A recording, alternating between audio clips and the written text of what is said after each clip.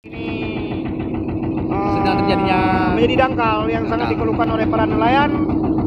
Kita lihat itu ada beberapa masyarakat para nelayan yang ikut serta mengawasi suasana Sungai Dangkal ini, di mana setiap waktunya para nelayan terpaksa terkadang harus mendorong bot itu sendiri akibat dangkal. Nah, ini kita lagi mengalami apa namanya ini? Ya, tidak bisa berjalan botnya ini. Tidak bisa berjalan lagi. Kandas di tengah air. Kita doakan jangan selamat. Kita mereng-mereng nih kami.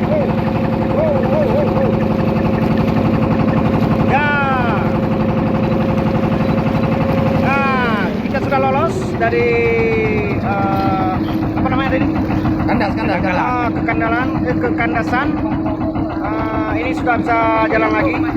kita dari mana nih Pak? Seperti inilah yang dikeluhkan oleh para nelayan, apalagi di saat membawa hasil tangkapan sangat sulit untuk memasuki muara Gunung Rebo.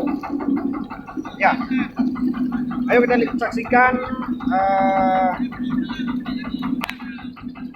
Ada beberapa unit bot lagi melakukan uji coba di mana sungai ini mengalami kedangkalan. Ya.